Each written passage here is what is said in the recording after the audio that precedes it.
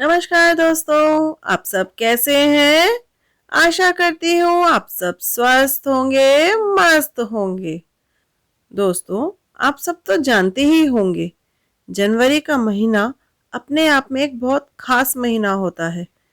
यह सभी को प्रिय भी होता है, क्योंकि नए साल की शुरुआत जो इस महीने से होती है, हम नए नए लक्ष्य बनाते हैं, सपने देखते हैं और हमारा मन मस्ती से, उमंग से भर जाता है। लोहड़ी, मकर संक्रांति, फसलों के त्योहारों के कारण यह महीना किसानों को भी बहुत प्रिय होता है। अलग अलग जगहों पर अलग अलग नामों से अलग अलग त्योहार मनाए जाते हैं। मकर संक्रांति पर सूर्य देवता मकर राशि में प्रवेश करते हैं और आप जानते हैं, हरियाणा राज्य में मकर संक्रांति पर अपने रूठों को मनाने की परंपरा है। तो चलिए, आज मैं आपको इसी रूठने मनाने से जुड़ी आयुषी की कहानी सुनाती हूँ। आज सुबह से ही आयुषी के घर पर बहुत चहल पहल थी। मकर संक्रांति का त्योहार जो था, और सबसे खास बात, आज आयुषी की मम्मी को मनाने के लिए उसकी मामी जी आने वाली थी। आयुषी ने जब यह सुना कि उसकी मामी जी उसकी मम्मी को मनाने वाली हैं, तो उसे बड़ा अजीब लगा। उसने अपनी मम्मी से पूछ ही लिया, माँ, क्या आप मामी जी से नाराज हैं जो वे आपको मनाने आ रही हैं? तभी उसकी दादी बोली, ना बेटा, यह एक परंपरा है। आज के दिन रूठों को मनाया जाता है और फिर उन्हें सुंदर सुंदर उपहार देकर खुश किया जाता है। तभी आयुषी की मामी जी आ गई और उन्होंने आकर आयुषी की मम्मी के पैर छुए, उन्हें गले लगाया और बिठाकर कुछ मीठा इत्यादि खिलाया। फिर उन्हें उपहार भी दिए। साथ ही उन्होंने आयुषी, आयुषी की दादी और घर में सभी को भी कुछ न कुछ उपहार दिए। थोड़ी बातचीत हुई। फिर जब सभी आयुषी की मम्मी के द्वारा बनाए हुए व्यंजनों का आनंद लेने लगे, कि तभी आयुषी को कुछ याद आया कि उसकी प्यारी सहेली भी तो उससे बहुत दिनों से नाराज है। तो क्यों ना मैं भी वैसे ही मना लूं जैसे मामी जी ने मम्मी को मनाया। ऐसा वह सोचने लगी और यह जैसे ही उपाय उसके मन में आया, वह उठी और बोली, माँ, मैं थोड़ी देर से आती हूँ, और चली गई दौड़ लगाकर अपनी प्यारी सहेली नीना के घर। आयुषी और नीना दोनों पक्की सहेलियां थी। दोनों पढ़ने में बहुत होशियार भी थी। कक्षा में आयुषी प्रथम आती तो कभी नीना। दोनों में एक प्रतियोगिता सी रहती कि इस बार कौन प्रथम आएगा। परंतु पिछले साल दोनों में किसी बात को लेकर गलतफहमी हो गई और दोनों एक दूसरे से नहीं बोलती। दोनों आपस में एक दूसरे से नहीं बोलती, मतलब कि वे एक दूसरे से नाराज हैं।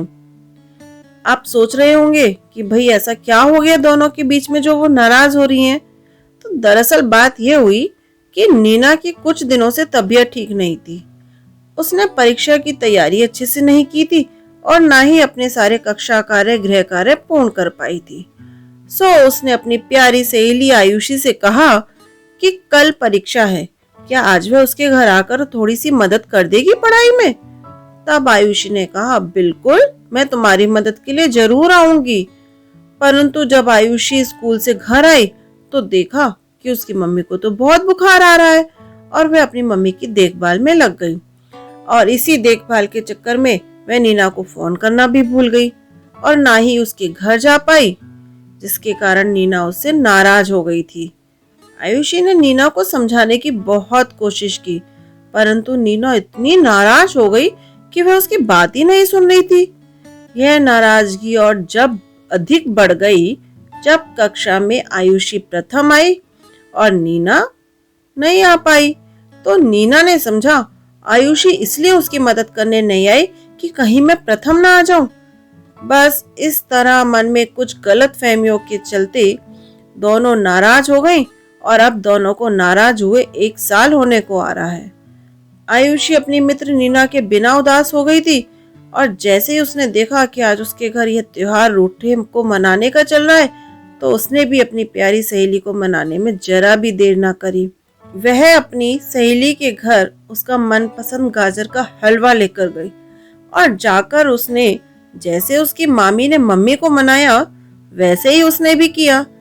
उसने भी अपनी सहेली नीना को गले लगाया, हलवा खिलाया और कहा, क्या अभी भी मुझसे नाराज हो? और उधर नीना भी कभी तो यही हाल हो रहा था। अतः उसने भी खुलकर आयुषी का स्वागत किया और आयुषी ने भी नीना की सारी गलतफहमी दूर कर दी। इस प्रकार वे दोनों दोस्त मिल गईं। तब आयुषी ने नीना से कहा, आज का यह त्योहार हम दोनों के लिए कितना अच्छा है, जिसने हमें फिर से मिलवा दिया। सच, त्योहारों का सही अर्थ यही है कि कोई भी एक दूसरे से नाराज ना रहे।